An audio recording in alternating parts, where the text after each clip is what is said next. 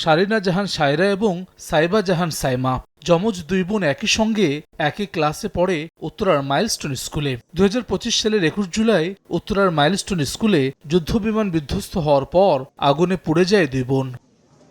১ বছর ধরে চলা চিকিৎসার পর এখনও তাদের বয়ে বেড়াতে হচ্ছে সেই ক্ষত আর ব্যথা। কবে তারা স্বাভাবিক জীবনে ফিরতে পারবে সেটিও অজানা। বিমানের যেই বাস্ট হওয়ার পরে যে তৈল ছিল প্লাস অন্যান্য আদার্স যেগুলো ওদের গায়ে আসে মানে পড়ছে, পড়ার পরে ওদের পুরো ড্রেস আগুন ধরে গেছে।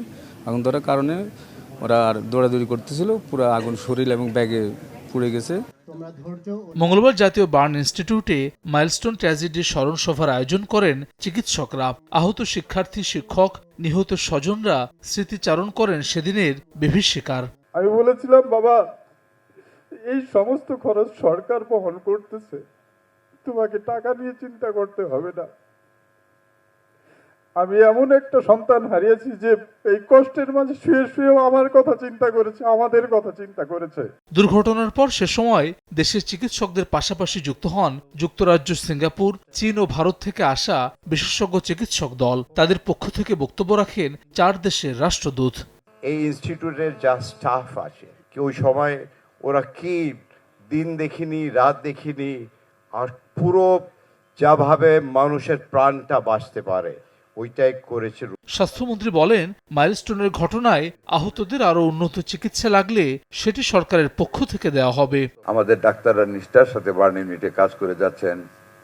এরপরেও যদি আরও কিছু উন্নততর চিকিৎসারও প্রয়োজন হয়, আমাদের সরকার, আমরা পিছিয়ে থাকবো না। We must extend hour hands of cooperation to help these affected persons or babies. স্মরণ সভায় জিয়া রহমান ফাউন্ডেশনের vice president doctor Zubaidur Rahman বলেন, এই দুর্ঘটনা থেকে নেওয়া অভিজ্ঞতা চিকিৎসকদের যে কোনো জাতীয় দুর্যোগ মোকাবেলায় সাহস যোগাবে।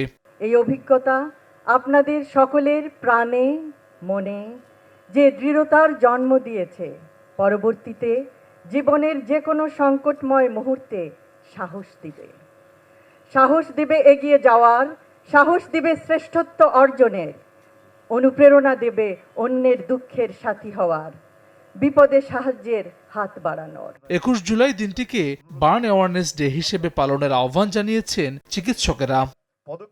হাসান ওয়ালি, সময় সংবাদ, ঢাকা।